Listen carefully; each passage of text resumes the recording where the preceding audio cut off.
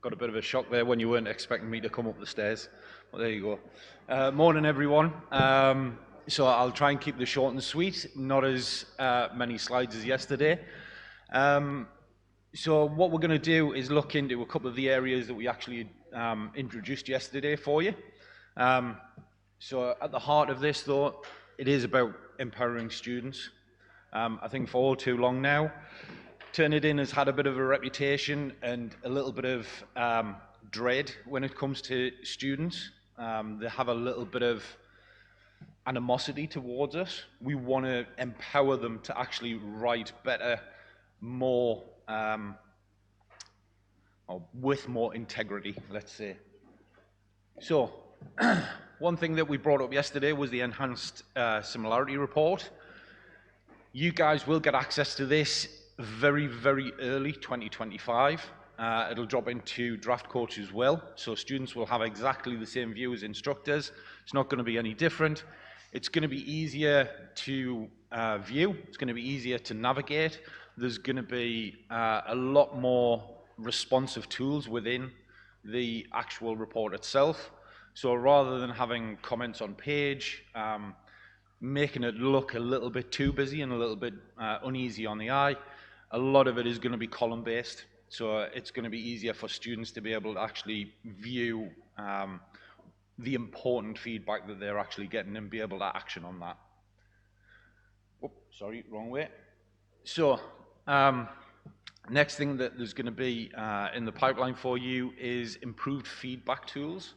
So as it currently stands, we can add comments, we can provide audio feedback. One thing that is coming very, very early next year is going to be visual. So you're going to be able to record video feedback for students as an instructor. This is one of the areas where we actually receive some feedback from the community to say it would be very, very useful for students from an accessibility point of view to be able to actually receive that visual feedback, to be able to action on that. So that will come very, very early next year. So the comments section is all going to be column-based as well. So that's going to be very different for you. The rubrics section is something which kind of has been neglected for a long, long time. So there is a lot of work has been going into that with our support teams. So you're going to have improved rubrics within your feedback as well. Another section which we received feedback from students was they were spending too long being able to find the feedback that was most important for them. So what we're going to do is give you the ability to prioritize feedback. So the most important sections that you feel students need to work on, you can prioritize that so students will see that first and foremost when they actually receive their reports within their feedback. And like I say, the margin comments will come as part of that improvement as well. So this is a bit of a speed change in terms of what we are doing to help combat AI and the use of generative AI. So we've always said it shouldn't be used as an AI report should not be used in isolation. It should be part of a holistic report that you actually run on a student's work.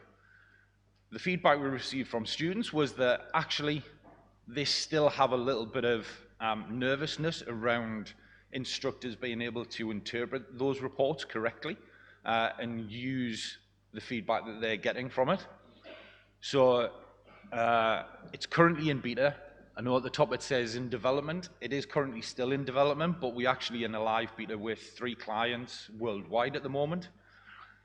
The student writing platform is going to be within the system itself.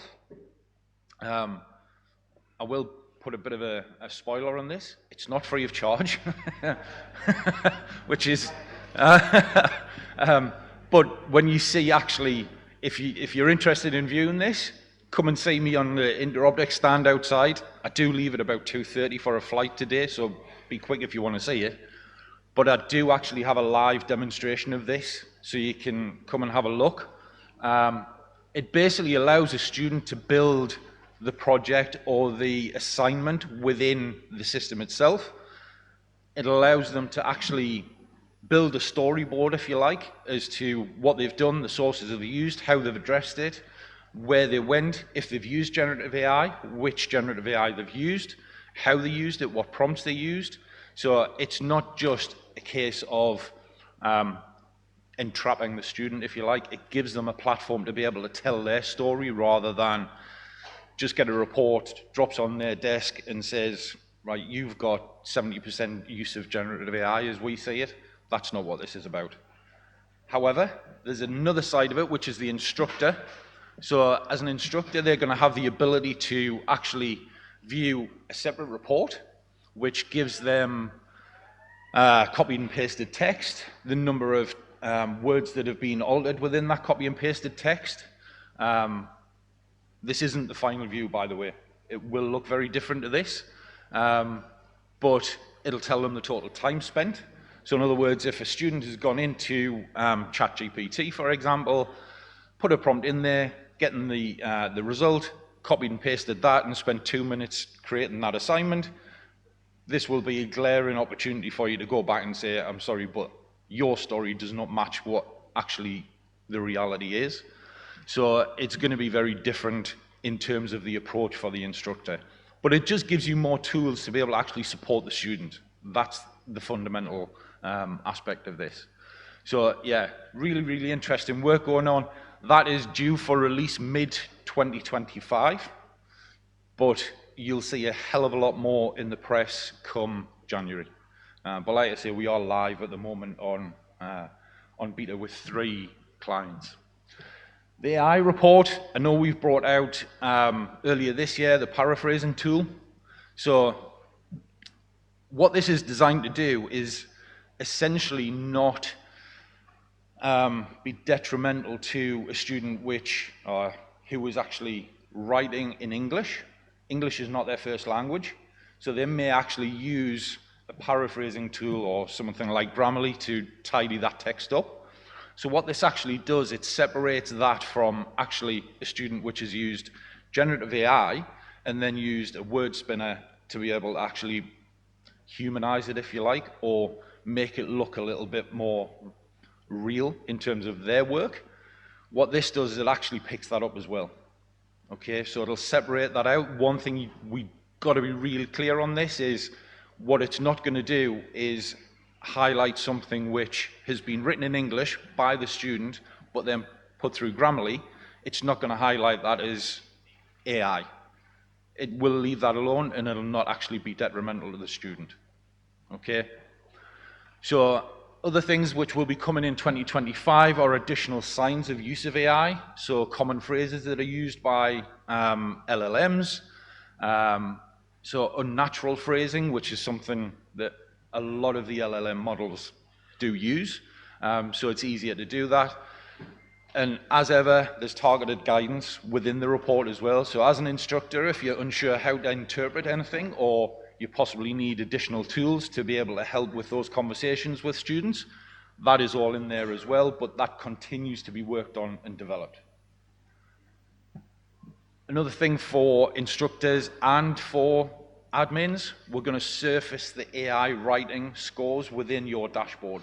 So rather than having to go into every single report to be able to actually see what the scores are, you're going to be able to get that on a one view basis for the entire assessment. So again, cuts down on time spent. Next slide is a little bit technical, right? And I'm not going to spend a lot of time. I will share these slides. It's a bit of an explanation as to how our algorithm works when it comes to AI. As an addition to this, we haven't, well, I think it was about 3 weeks ago, we actually released a white paper on the amount of research that was done, how we actually went about building the AI tool and how we continue to develop that AI tool in order to create more accurate reports. One thing I will say is, if you interpret this in a simple way, it basically says, in order to keep the number of false positives very, very low, we actually don't report on the amount of AI within a report, which actually, if it's a transition between human written and AI, we don't highlight that as AI. It's basically, it's just too risky for us because it'll increase the number of false positives. So we actually reduce that number so that we actually come down on the side of the student rather than the side of an instructor or an institution. In a nutshell, you see, I've done it and I've saved you 5 minutes. How good is that? So that's everything.